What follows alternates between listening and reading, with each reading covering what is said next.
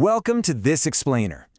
For decades, when a student didn't make it to graduation, the academic world essentially treated it as a personal failing. People would say it was a lack of willpower, or maybe just the failure to grasp the material. But what if we've been looking at this entirely the wrong way?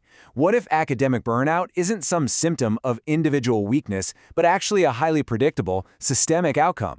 Today, we're going to architect a completely new understanding of academic survival. We'll be looking at the hidden forces that push students out of the classroom and the exact psychological scaffolding required to stay in it. Okay, so let's dive right into this. I want you to consider a pretty fundamental question. What happens when the greatest threat to your degree isn't the coursework, but your own living room? We usually picture the classic college struggle, right? Late nights in a pristine library, puzzling over calculus. But for a massive portion of students, the primary battleground isn't academic at all. It's totally environmental. Imagine trying to maintain study boundaries while living with relatives, where your physical space is just constantly contested. We're going to look at a specific case study today of a student facing exactly this localized crisis, having to navigate familial entitlement and housing insecurity while just trying to type up a paper. To really understand this, we have to talk about cognitive bandwidth and what's known as the invisible curriculum of poverty. Think about it like a computer. The human brain only has so much processing power. When a student is burdened by housing instability or wondering where their next meal is coming from, those anxieties act as a massive cognitive tax. It just eats up the bandwidth that's supposed to be reserved for academic focus.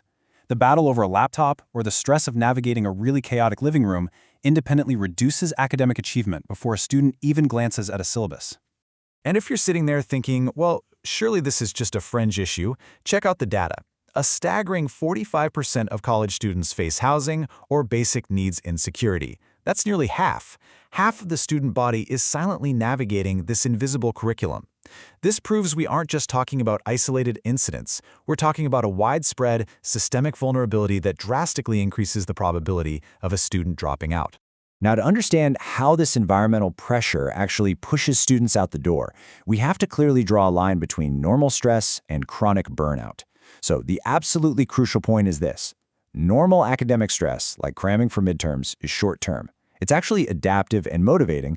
You take the test, the stress resolves, and you recover. Academic burnout, on the other hand, is a chronic, totally unresolved condition. It's characterized by deep emotional exhaustion and a profound sense of detachment. Burnout doesn't motivate you to study harder, it literally forces you to withdraw entirely. The actual mechanics behind this breakdown are explained by the job demands resources model, adapted for education. I want you to picture it like a seesaw. On one side, you have demands, coursework, deadlines, and, crucially, hostile relatives or the threat of eviction. On the other side, you have resources, time, a quiet study space, and social support. Burnout develops when the demands consistently crush the available resources. When the weight of your living environment is so heavy that your resources are just totally depleted, the whole system breaks down.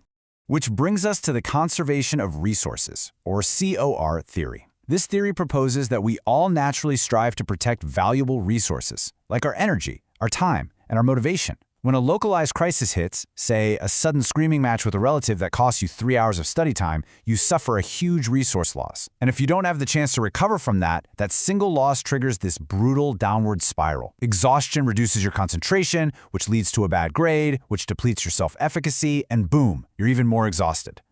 Right. So how in the world do students actually survive this? You've probably heard a ton about grit, that long-term perseverance and passion for a goal, like pursuing a 4-year degree despite coming from a low-income background. Grit is a steady, upward trajectory, but academic resilience is entirely different. It acts more like a tightly coiled spring. It's the specific, momentary capacity to bounce back from an acute, sudden drop, like losing access to your computer just hours before a major deadline. Basically, grit gets you to enroll in college, but academic resilience is what keeps you from dropping out on a random Tuesday night when everything goes wrong. Let's formally define what we mean here, because it's absolutely the core of our case study today. Academic resilience is a student's capacity to overcome acute or chronic adversities that are seen as major assaults on educational processes. Notice the phrasing there, major assaults. We aren't just talking about getting a tough paper prompt. We're talking about real-time, physical, environmental threats to a student's ability to simply sit down and do the work. Okay, to really see this in action, let's walk through an incredibly intense, real-world case study of a student, let's call him Nathan, who's navigating shared housing. It's 8 p.m. He has a paper due at midnight. Suddenly, a relative demands the shared family computer. By 8:05 p.m., a screaming match threatens to escalate into Nathan being kicked out of the house entirely. High stakes, right? But watch the pivot. By 8:15 p.m., he's connected to a public smartphone hotspot, and at 11:55 p.m., the assignment is successfully submitted. How did what seemed like a catastrophic assault on this student's education end in success? Well, the secret lies in a psychological framework called the 5C model of academic resilience. In that exact moment, at 8 p.m., the student faces divergent pathways.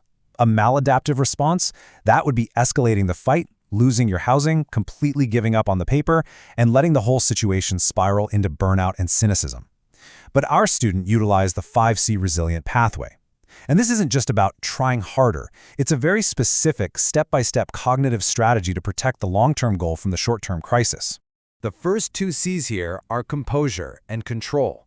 At 8 p.m., instead of fighting back, the student actively regulated their immediate emotional response. They essentially accepted the loss of the computer hardware in order to de-escalate the conflict. Why? Because protecting their housing status was the ultimate priority. They exercised intense psychological control to surrender the machine, knowing that winning a petty fight over a laptop just wasn't worth becoming homeless. Next up, we have coordination and confidence. The student pivoted to a smartphone. Now, obviously, thumb typing an entire academic essay on a tiny phone screen is exhausting. But this is exactly where confidence, or self-efficacy, kicks in. The student trusted their own intellect over the medium they were using. Furthermore, they leaned heavily on their psychosocial capital.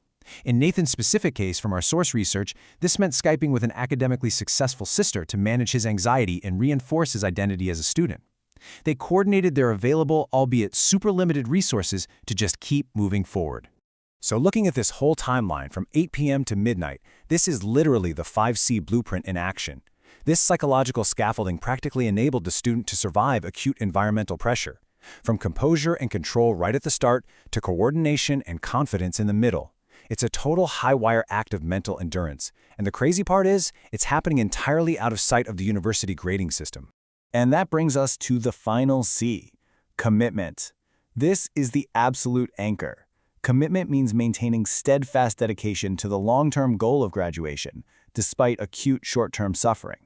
The student endures the humiliation of the stolen computer and the physical strain of thumb typing an essay on a phone, because they view higher education as their permanent pathway out of poverty and housing insecurity.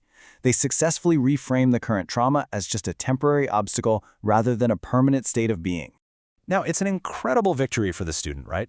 But it brings us to a massive, frankly critical question. Is it sustainable to demand superhuman resilience for marginalized students? Think about it. Should a student have to thumb type an essay on a smartphone while avoiding eviction just to get a college degree? The answer, unequivocally, is no way. Celebrating this level of grit without questioning the environment that necessitates it is deeply flawed. This right here is where professional support systems and institutional responsibility absolutely have to step in to prevent burnout. We need what we can call the institutional solution pack.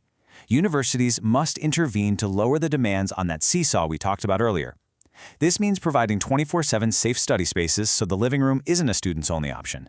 It means robust laptop loan programs. It requires transparent grading, flexible assessments, and true wraparound support for basic needs like housing and food security. We have got to embed student well-being directly into academic policy. So the absolute bottom line here is this. Resilience is not, and never should be, an excuse for systemic failure. We simply cannot demand that marginalized students infinitely increase their internal coping resources while universities just ignore their own institutional deficits. Burnout, as we established right at the beginning, is a systemic outcome. Therefore, it requires a systemic solution. It requires active professional intervention to balance the scales of higher education. So, what you should really take away from this explainer is that while the 5C model is this brilliant tool for individual survival, it cannot be the only line of defense. I want to leave you with this provocative thought to ponder. What steps will our institutions actually take today to ensure that the greatest threat to a degree is never a student's own living room? Thank you so much for exploring this vital topic with me, and keep questioning the systems around us.